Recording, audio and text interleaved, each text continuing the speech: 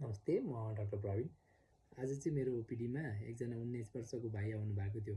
उहाँको मेन समस्या भनेको चाहिँ पेट दुखिरहने र उहाँले पहिला डाक्टरलाई देखाएर ग्यास्ट्राइटिस हो भनेर औषधि खानु भएको रहेछ र फेरि दुख्दा पनि उहाँले त्यही पहिला जुन डाक्टरले दिनुभयो त्यही औषधि किनेर खानुहुँदो रहेछ। पहिला 2-3 डोजमा नै त्यो औषधिले काम गर्थ्यो भने अहिले चाहिँ एउटा स्ट्रिपै सक्दा पनि औषधिले काम गर्न छोड्यो। त्यसपछि उहाँ मेरो ओपिडीमा आउनुभयो र मैले उहाँको इक्जामिनेसनहरू गर्दाखेरि उहाँको राइट अप्पर क्वाड्रेन्टमा चाहिँ एकदमै धेरै पेन हुने, प्याल्पेट गर्दाखेरि एकदमै धेरै पेन हुँदो रहेछ र मैले सामान्य रगतहरू परीक्षण र युएसजी गर्दाखेरि चाहिँ उहाँको कोलिसिस्टाइटिस देखाएको थियो। त्यसकारण तपाईँहरूले पनि यसरी नै पेट दुख्यो भन्दैमा ग्यास्ट्राइटिस नै हो भनेर औषधिहरू कहिले पनि नखानुहोस्। हाम्रो एब्डोमिनमा एनाटोमिकल्ली 9वटा डिभिजनहरू हुन्छ, ग्यास्ट्रिक मात्रै हुँदैनन्।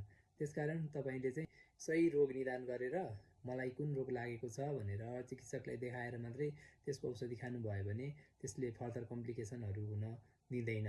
अब चाहिँ हामी कोलिसिस्टाइटिसको बारेमा कुरा गरौँ।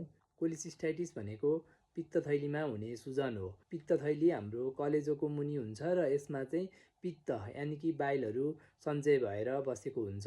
विभिन्न कारणहरूले पित्तथैली सुन्निने हुन्छ। पित्तथैलीको सुजन धेरै कारणले हुने गर्छ र सबैभन्दा सामान्य कारण हो भनेको पित्तथैलीमा पत्थरी हुनु। कुनै ब्याक्टेरियाहरूले इन्फेक्सन गरेर पनि पित्तथैलीको सुजन हुनसक्छ। यदि तपाईँ बारम्बार उपवास बसिरहनु भयो भने पनि पित्तथैलीमा सुजन हुनसक्छ। पित्तथैलीको सुजनको लक्षणमा तपाईँलाई दायाँ पेटको माथिल्लो भागमा तीव्र दुखाइ हुन्छ। यो दुखाइ ढाडतिर वा पछाडि काँधतिर फैलिन सक्छ। तपाईँलाई वाकवाकी पनि लाग्न सक्छ, ज्वरो पनि आउन सक्छ र खाना खाइसकेपछि, अझ विशेष गरी बोसोयुक्त खाना खाइसकेपछि तपाईँको दुखाइ अझ बढ्न सक्छ। कस्तो कस्तो मानिसलाई पित्तथैली हुन सक्ने सम्भावना प्रबल रूपमा रहन्छ त? यदि तपाईँ 40 वर्षभन्दा माथि हुनुहुन्छ भने त्यस्तै गरी महिलामा यो अझै बढी देखिन्छ।